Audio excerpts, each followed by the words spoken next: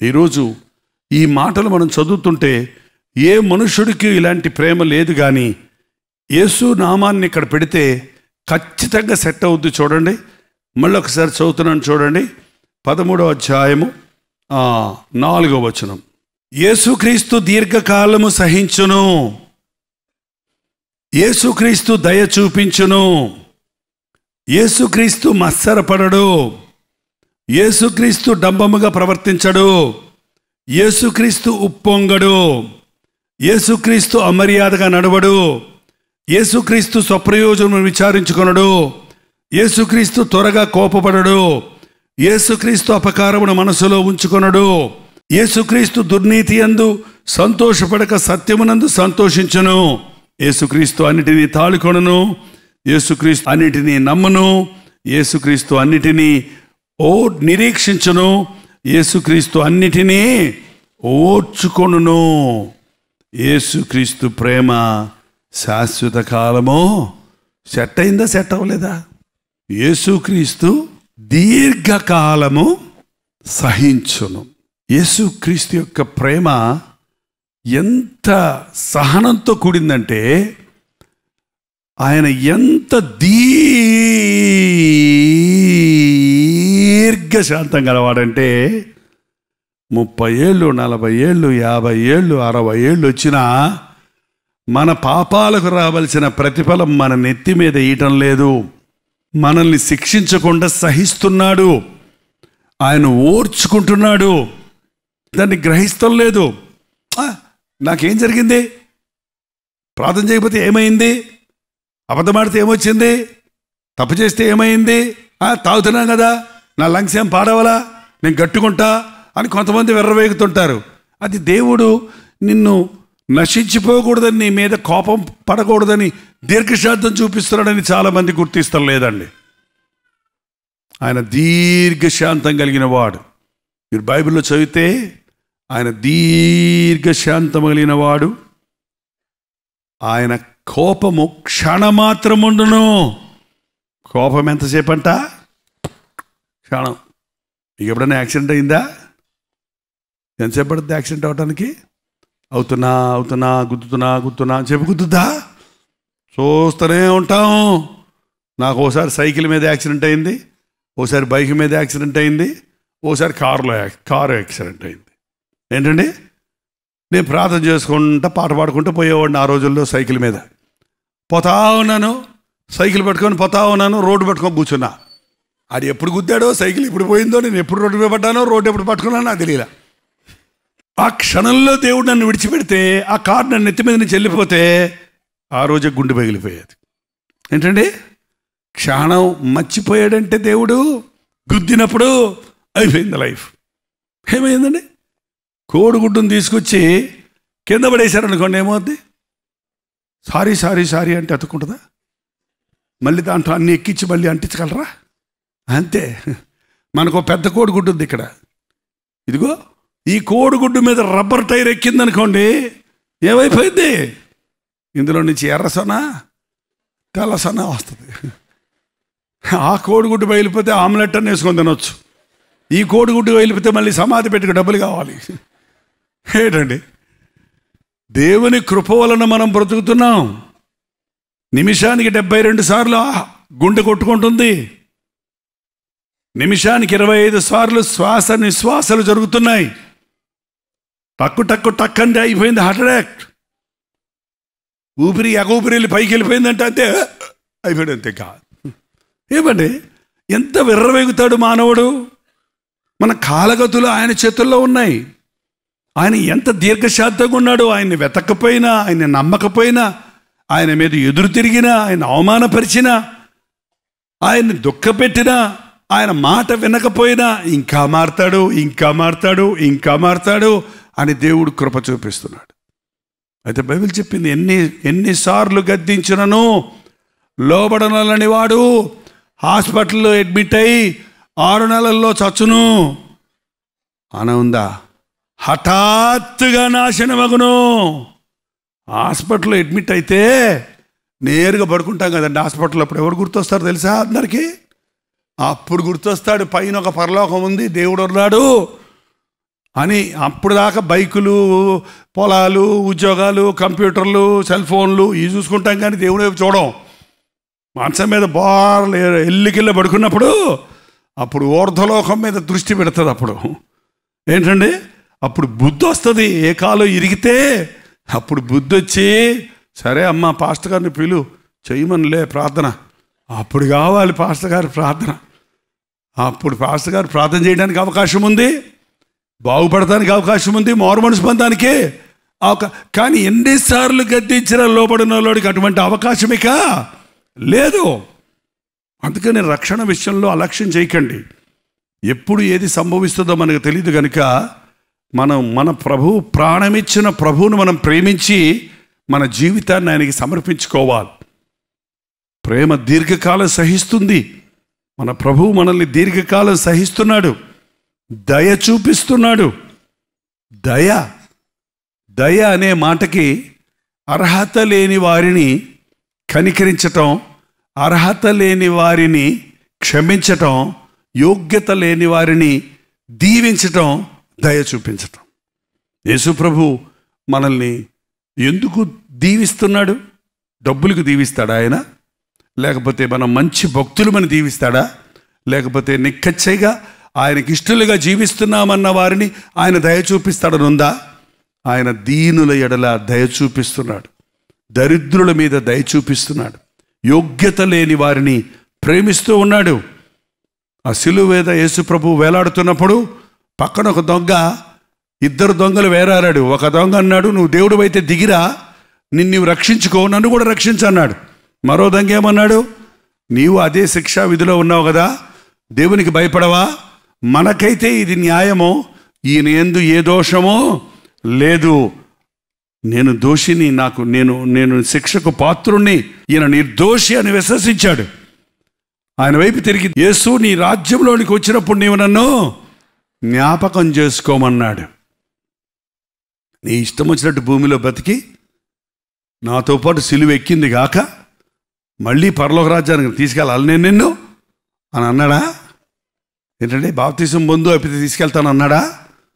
ఏమన్నాడండి? అది కుదరదు, నిన్ను క్షమించడం కాదు అన్నాడా? ఎంత చక్కగా జవాబు చెప్పాడు. నేడు నీవు నాతో కూడా దయ చూపించాడు. దయ చూపించడం, బేరమాడేవాడు దయ చూపించడం కాదండి. బేరాలాడుకుంటారు కొంతమంది, దేవునితో కూడా బేరవాడుకుంటాడు. ప్రభా నీకు ఇది ఇస్తా, నువ్వు అది ఇస్తావా, అది ఇస్తే నీకు ఇది ఇస్తా అని దేవుడితో బేరాలాడతారు. ఏంటంటే కొంతమంది, నాయన నాకు 1,00,000 రూపాయలు ఇస్తే నీకు దశంభాగం ఇస్తా. 1,00,000 రూపాయలు దేవుడిస్తే నువ్వు దశంభాగం ఇస్తావా? ఏంటండి, చాలామంది ఈ రోజున దేవునితో బేరాలాడతారండి. ఆ యాకోబు బేరమాడాడు, ప్రభా నేను వెళ్ళు మార్గమంతట్లో నువ్వు నాకు తోడై ఉండి తినటానికి ఆహారము, వేసుకోవడానికి వస్త్రాలు ఇస్తే నువ్వు నా దేవుడు అయి ఉంటావు, నీకు నేను దశంభాగమో ఇస్తా, ఇక్కడ నీ గుడి కట్టిస్తా అని మొక్కుకున్నాడు. దేవుడు తోడున్నాడు, నువ్వేమడిగితే ఇస్తాడు. ఆయన మంచోడు. ఏంటండి, ఆయన గొప్పోడు, ఆయన ధారాళమైన హృదయం కలిగిన వాడు. కానీ అది కాదు నిజమైన ఆశీర్వాదం అని తెలుసుకొని ఆ తర్వాత దేవునితో పెనుగులాడి, నీవు నన్ను ఆశీర్వదిస్తే కానీ నేను నిన్ను విడిచిపెట్టను అన్నాడు.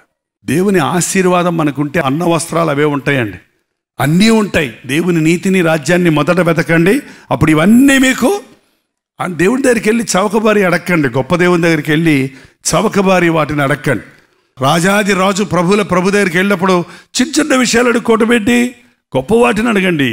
విలియం కేరీ అన్నాడు, దేవుని దగ్గర నుంచి గొప్ప వాటిని ఎదురు చూడు, ఆయన కొరకు గొప్ప వాటిని తలపెట్టు.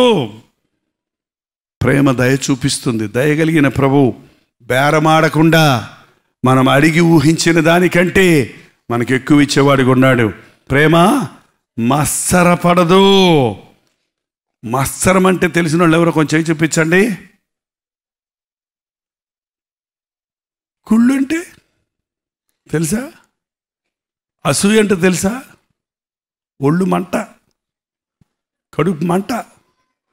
అబ్బా ఎన్ని రకాలు ఉన్నాయి దీనికి. ఈ మత్సరం ఎముకలకు కుళ్ళు. అసూయ పడరండి. అసూయకు ప్రేమకు సంబంధం లేదు. ప్రేమ ఉన్న చోట అసూయ లేదు, అసూయ ఉన్న చోట ప్రేమ లేదు. నువ్వు అసూయ పడుతున్నావంటే దేవుని ప్రేమ నీలో లేదు. యేసుక్రీస్తు ఈ లోకంలో ఉన్నప్పుడు ఆయన ఎవరి మీద అసూయపడలేదు. ఆయన మీద అందరూ అసూయపడ్డారు. పరిసయ్యులు ఆయన మీద అసూయపడి అని ఉంది బైబిల్లో. ఆయన్ని చంపగోరిరి అని ఉంది. నా మీద అసూయపడతావరా అని మళ్ళీ వాళ్ళ మీద అసూయపడుతున్నాం మనం. మన మీద ఎవరన్నా అసూయపడితే మనం బాధపడాల్సిన అవసరం లేదు. అసూయ ఎముకలను ఎండజేస్తుంది.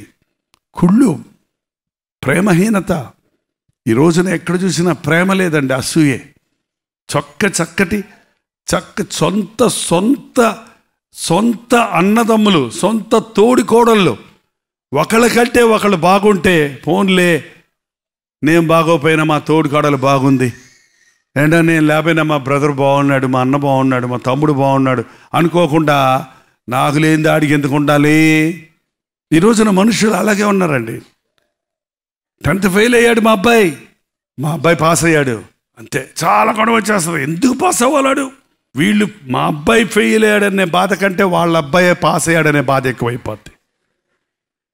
నిజంగా లోకంలో ప్రేమ ఉంటే ఇలాంటి పీకులాటలు ఉండవు, ఇలాంటి చీప్ మెంటాలిటీస్ ఉండవు, ఇలాంటి చవకబారు మనస్తత్వాలు ఉండవు. ఏడ్చే వాళ్ళతో ఏడవండి, సంతోషించే వాళ్ళతో సంతోషించండి అని ప్రభు చెప్పాడు. ఎవడన్నా సంతోషకొట్టి ఏడుస్తారేంటండి? నాకు అర్థం కాదు. ఎవడన్నా ఏడుస్తుంటే బలి జరిగిందని సంతోషపడతారేంటి? ఇది సాతాను స్వభావం, ప్రేమహీనత. ప్రేమ కలిగిన వాడు ఏడ్చేవాళ్ళతో ఏడుస్తాడు. యేసుప్రభు ఆ యూదులందరూ ఏడుస్తుని చూసి, ఆ లాజరు చచ్చిపోయాడని మరియ మార్తలు ఏడవటం చూసి, వాళ్ళందరూ చచ్చిపోయాడని ఏడుస్తున్నారు. యేసుప్రభుకు తెలుసు చచ్చిపోయిన లేపుతానని, ఆయన ఏడవలసిన అవసరం లేదు. చచ్చిపోయాడని ఏడవలేదు అక్కడ. వాళ్ళందరూ ఏడుస్తుంటే చూసి యేసు కన్నీళ్ళు, నీ దేవుడు ఎంత గొప్పడో తెలుసండి. నువ్వు ఏడిస్తే ఆయన ఏడుస్తాడు, నువ్వు బాధపడితే ఆయన బాధపడతాడు, నువ్వు బాధలో ఉన్నప్పుడు ఆయన నీకోసం బాధపడతాడు. అది మానేసి చాలామంది దేవుడి బాధలు పంపించాడు నాకు అంటారు. ఎందుకు? హృదయపూర్వకంగా దేవుడు దుఃఖమునైనను బాధనైనను కలుగు చేయవాడు కాడు. ఆయన ప్రేమ కలిగిన వాడు. ఈ మత్సరము ఈ లోకంలో పట్టి పీడిస్తుందని మనుషుల్ని నాశనం చేస్తుంది. ఒకరినొకరు నాశనం చేసుకోవడానికి వాడుతున్నారు.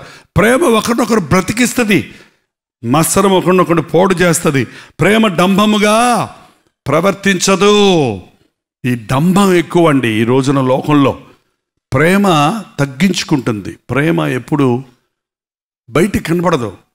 ప్రేమ నేను ప్రేమిస్తున్నా అని అంటున్నారంటే ఉటిదే. అది ఉటిదే.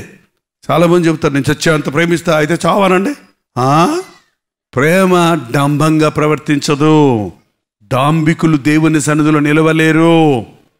క్రీస్తు ఎప్పుడు డంబంగా ప్రవర్తించలేదండి. క్రీస్తు ఎప్పుడు కూడా సామాన్యుడిగా సంచరించాడు మనుషుల మధ్య. 5 రొట్టెలు 2 చేపలు పంచినప్పుడు మనుషులందరూ వచ్చి ఎత్తుకొని రాజుని చేస్తామంటే ఆయన ఏం చేశాడంటే తప్పించుకొని పారిపోయాడు. ఈ రోజున మనల్ని మనుషులు మెచ్చుకుంటున్నప్పుడు మనం మెచ్చుకోవాలని ఆశపడుతుంటాం. నన్ను ఎవడు మెచ్చుకోలేదు, నా పేరు చెప్పలేదు, టీవీ ప్రోగ్రాంకి నేను కానుక పంపిస్తే నా పేరు టీవీ స్క్రీన్ మీద వెయ్యలేదు. ఎవరికి ఇస్తున్నారు దేవుడు డబ్బులు? మీరు కుడి చేత్తో ఇచ్చింది ఎడం చేతికి తెలియకుండా చేయమని ప్రభు చెబితే మనుషులు నీవు ఇచ్చిన దానికి పొగిడేస్తే ఆ ప్రతిఫలం నీకు వచ్చేసింది. ఇక్కడ పరలోకంలో నీకేమైనా వస్తుందా? పాస్టర్ గారు ఇచ్చిన ఆశీర్వాదాలు గొప్ప, ప్రభు అయిన యేసుక్రీస్తు ఇచ్చే ఆశీర్వాదాలు గొప్ప. అదేంటో మరి మనుషుల పొగడ్తల కొరకు ఎత్తుకుతారేంటి? దేవుడు నిన్ను చూస్తున్నాడు. గిన్నెడు చన్నీళ్ళు ఇస్తే దాని ప్రతిఫలము పోగొట్టుకో. ప్రభువునందు మీ ప్రయాస ఎప్పుడు వ్యర్థం కాదు. ఇయుడి మీకు ఇవ్వబడును. డంబాల కోసం డబ్బులు ఇస్తే బోల్డ్ మంది ఇస్తారు. డంబాలు పొగిడి డబ్బులు సంపాదించుకోవడానికి ప్రయత్నిస్తున్నారు చాలామంది సేవకులు ఈ రోజున. అయ్యో చాలా బాధ. అది వ్యాపారం చేసుకోవచ్చు, యేసునామంలో వ్యాపారం చేయటం అన్యాయం. యేసునామాన్ని అడ్డం పెట్టుకొని వ్యాపారం చేయకూడదు. యేసయ్య సిలువ సువార్తను స్పష్టంగా ప్రకటించడమే మా పని. మా ఉచితముగా సువార్తను ప్రకటించడమే మా జీతం అన్నాడు పౌలు. మరి కానుకలు ఎందుకు పెట్టారనొచ్చు. అవి మా కోసం కాదు. మరి ఇక్కడ ఖర్చులు ఉన్నాయి కదా, ఇక్కడ పనులు ఉన్నాయి కదా, సువార్తకు డబ్బు కావాలి. కానీ డబ్బుతోనే సువార్తను చెయ్యలేము. ప్రేమతో సువార్త చెయ్యాలి. ప్రేమతో ఒక ఆత్మను రక్షణలోనికి నడిపించాలి. యేసుక్రీస్తు ఎవరికన్నా డబ్బులు ఇచ్చాడా? యేసుక్రీస్తు ఎవరికన్నా ఆశీర్వాదాలు ఇస్తానని, నన్ను వెంబడించండి, మీకు అందరికీ టీలు ఇప్పిస్తాను, కాఫీలు ఇప్పిస్తాను అని చెప్పాడా? ఎవడైనా నన్ను వెంబడించగోడలా తన్ను తాను ఉపేక్షించుకొని అంటే తను తాను త్యజించుకొని, నేను కాదు అనుకొని, తన సిలువెత్తుకొని అనుదినము నన్ను వెంబడించాలి. ప్రేమతో ప్రభువుని వెంబడించాలి. ప్రేమలో డంబం లేదు, డంబంలో ప్రేమ లేదు. ఒక నిజమైన క్రైస్తవుడు తగ్గించుకుంటాడు.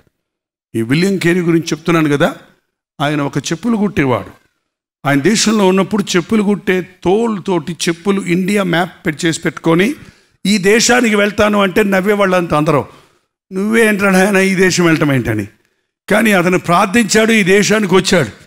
వచ్చిన తర్వాత ఒక ప్రొఫెసర్గా, ఇంగ్లీష్ ప్రొఫెసర్గా పనిచేస్తూ అప్పటికే అనేకమైన విధాలుగా పరిచయంలో ముందుకు సాగుతున్నప్పటికీ మళ్ళీ మధ్యాహ్న సమయంలో వెళ్ళి ఆ రైల్వే స్టేషన్ దగ్గర కూర్చొని చెప్పులు కుట్టుతుండేవాడట. ఆ డబ్బులు కూడా దేవునికి ఇస్తుండేవాడంట. అబ్బా, ఏమి దైవజనులు అంటే. ఆయా చర్చిల్లో ప్రసంగం చేస్తున్నప్పుడు ఒకసారి ఒక పాస్టర్ గారు, ఒక సంఘ పెద్ద ఆయన్ని సంఘానికి పరిచయం చేస్తూ, ఇప్పుడు మనం చెప్పులు కుట్టుకునే విలియం కేరీ గారు వచ్చి మనకి ప్రసంగం చేస్తారు అని అనౌన్స్ చేశారట. అదే మనమైతేనా ఏమంటాం? నేను సరిగా తెలియదు నా సంగతి, నేను బైబిల్లో తర్జుమా చేస్తున్నాను, నేను ఇంగ్లాండ్ దేశాన్ని వదిలిపెట్టి వచ్చాను, డూమ్ అని డబ్బా కొట్టుకుంటాం. కానీ ఆయన స్టేజ్ మీదకి దీనంగా వచ్చి, అయ్యగారు నా గురించి ఎక్కువ చెప్పేశారు, నేను చెప్పులు కుట్టుకుని అమ్మే అంత గొప్పవాడిని కాదండి, I'm not a shoe maker, I'm only a cobbler.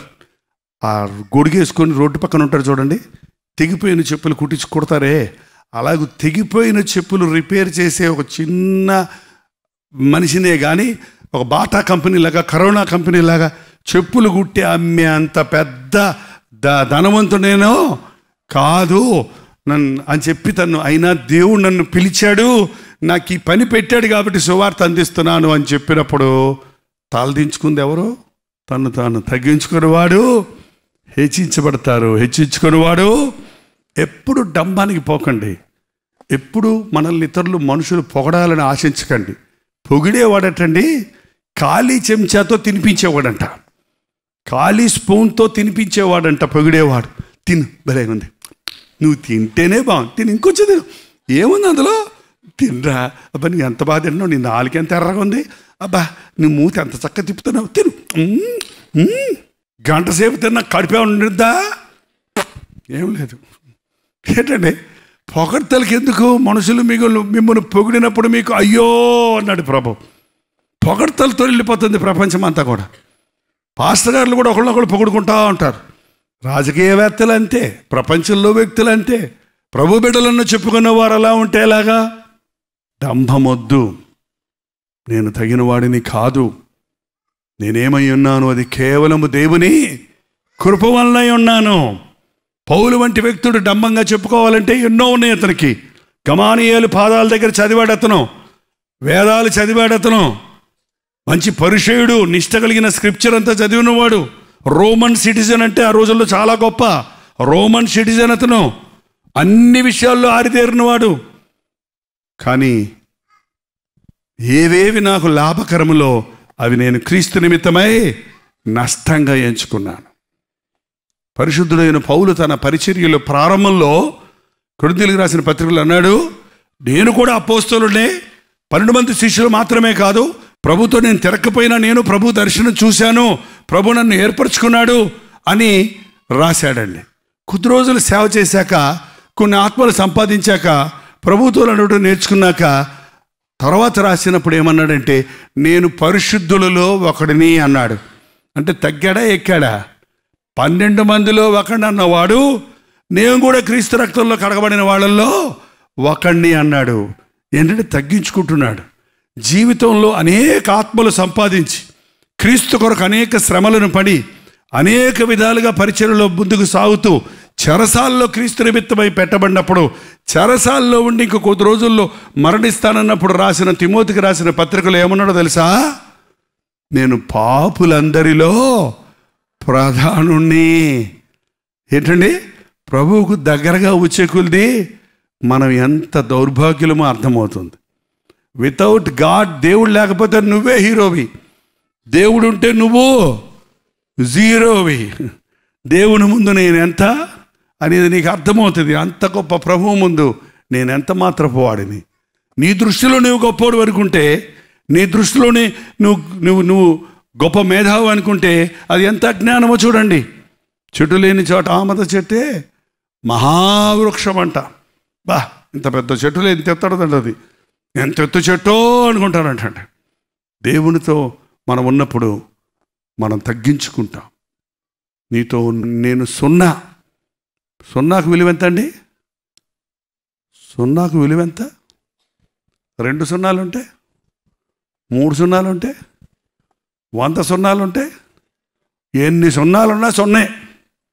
ఆ 100 సున్నాలు పక్కన ఒకటి ఉంటే సున్నాలన్నిటికీ ఏమొచ్చింది? కోట్లు అయిపోయింది. ఏంటండి? ప్రభువు మన పక్షంలో ఉంటే మనకు విలువ, ప్రభువు లేకపోతే మనం సున్నా. ఏంటండి? ఒకడు లోకమంతా సంపాదించుకొని తన ప్రాణాన్ని పోగొట్టుకుంటే వాడికి ఏమీ ప్రయోజనము? దయచేసి లేచెలబడండి. అందరూ తలలు వంచి కళ్ళు మూసుకొని ప్రార్థన చేద్దాం. ఈ ప్రేమతో మన జీవితాలను నింపుకుందాం. ఎంతోమంది ప్రేమ లేక నశించిపోతున్నారు, ప్రేమించేవారు లేక దిగులుతో కృషించిపోతున్నారు, డిప్రెషన్లో నాశనమైపోతున్నారు.